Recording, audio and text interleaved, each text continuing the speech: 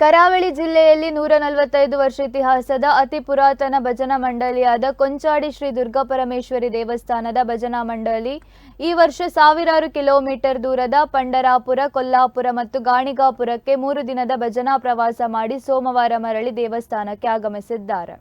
ಶುಕ್ರವಾರ ರಾತ್ರಿ ದೇವಸ್ಥಾನದಲ್ಲಿ ವಿಶೇಷ ಪೂಜೆ ನಡೆಸಿ ಬಳಿಕ ಭಜನಾ ತಂಡದ 40 ಮಂದಿ ಪುರುಷರು ಸಮವಸ್ತ್ರಧಾರಿಗಳಾಗಿ ಕೊಲ್ಲಾಪುರ ಶ್ರೀ ಮಹಾಲಕ್ಷ್ಮಿ ದೇವಸ್ಥಾನ, ಜ್ಯೋತಿರ್ಬಾ, ಪಂಡರಾಪುರ ಮತ್ತು ಗಾಣಿಗಾಪುರ ದೇವಸ್ಥಾನದಲ್ಲಿ ದೇವರ ದರ್ಶನ ಮತ್ತು ಭಜನಾ ಸೇವೆ ನಡೆಸಿದರು. ಭಜನಾ ಮಂಡಳಿ ನಾನಾ ಕೆಲಸ ಮತ್ತು ವ್ಯವಹಾರ ಹೊಂದಿದ ಸದಸ್ಯರೇ 3 ದಿನಕ್ಕೆ ಬೇಕಾಗುವ ಆಹಾರ ಸಾಮಗ್ರಿ, ಬೇಳೆಕಾಳು, ನೀರುಗಳನ್ನು ಕೊಂಡು ಹೋಗಿ ದಾರಿ ಮಧ್ಯದಲ್ಲಿ ಆಹಾರವನ್ನು ತಯಾರು ಮಾಡಿ 3 ದಿನಗಳ ಕಾಲ ಸಹ ಭೋಜನ, ಆಹಾರ ವಿಹಾರಗಳನ್ನು ಜೊತೆಗೆ ಮಾಡಿ ಭಜನೆ ಮಾಡಿದ್ದಲ್ಲಿ ವಿಭಜನೆ ಇಲ್ಲ ಎನ್ನುವುದರ ಸಾಬೀತು ಮಾಡುವುದರ ಜೊತೆಗೆ ಸನಾತನ ಸಂಸ್ಕೃತಿಯ ಏಕತೆಯನ್ನು ತೋರಿಸಿ ಜಿಲ್ಲೆಯ ನಾನಾ ಭಜನಾ ಮಂಡಳಿಗೆ ಮಾದರಿಯಾಗಿದ್ದಾರೆ.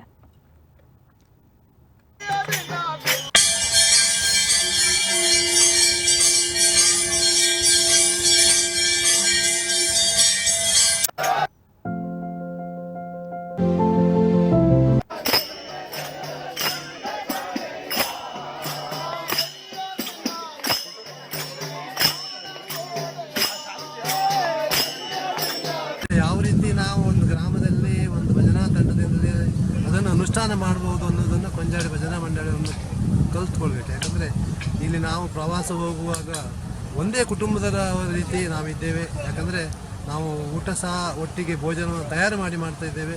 ನಾನು ಹಿಂದೆ ಸಹ ಇದೇ ಭಜನಾ ತಂಡದವರ ಜೊತೆಗೆ ತಿರುಪತಿ ಧಾರ್ಮಿಕ ಪ್ರವಾಸ ಮಾಡಿದ್ದೆ. ಆವಾಗಲೂ ಹಾಗೆ ಇದೇ ರೀತಿಯ ವ್ಯವಸ್ಥೆ. ನಂತರ ಮಂತ್ರಾಲಯ ಹೋಗಿದ್ದೇವೆ, ಆವಾಗಲೂ ಹಾಗೆ ಒಂದೇ ಕುಟುಂಬದವರ ರೀತಿ ವ್ಯವಸ್ಥೆಗಳನ್ನು ಮಾಡಿಕೊಂಡು ಒಳ್ಳೆಯ ರೀತಿ ಎಲ್ಲರೂ ಸಹ ಒಂದು ಒಳ್ಳೆಯ ಭಾವನೆಯಲ್ಲಿ ಬಾಂಧವ್ಯವನ್ನು ಬೆಸೆಯುವ ರೀತಿಯಲ್ಲಿ ಈ ರೀತಿ ಒಂದು ಕಾರ್ಯಕ್ರಮಗಳೆಲ್ಲ ಭಜನಾ ತಂಡಗಳು ಮಾಡಿಕೊಳ್ಳಬೇಕು. ನಾನು ತಿರುಪತಿ ಪ್ರವಾಸವನ್ನು ತುಂಬ ಬಾರಿ ಲೆಕ್ಕಿಲ್ಲ, ಅಷ್ಟು ಬಾರಿ ನಾನು ತಿರುಪತಿ ಎಲ್ಲ ಭಜನಾ ತಂಡಗಳಿಗೆ ಭಜನೆಗೆ ಕೊಂಡು ಸಂತೋಷಪಟ್ಟಿದ್ದಾರೆ. ಹಾಗೆ ಅಲ್ಲಿನ ಅರ್ಚಕರು ಮತ್ತು ಅಲ್ಲಿನ ದೇವಸ್ಥಾನ ಸಿಬ್ಬಂದಿ ಸಹ ಹಾಗೆ ಭಜನೆ ಇವರು ಇನ್ನೂ ಹೆಚ್ಚು ಹೊತ್ತು ಮಾಡಲಿ ಅನ್ನುವಂಥ ಒಂದು ಭಾವನೆಯವರಲ್ಲಿ ವ್ಯಕ್ತವಾಗ್ತಾ ಇತ್ತು. ಹಾಗೆ ನಗರದ ಸುತ್ತ ಸಹ ಭಜನೆ ಮಾಡಿ ಬಂದಿದ್ದೇವೆ.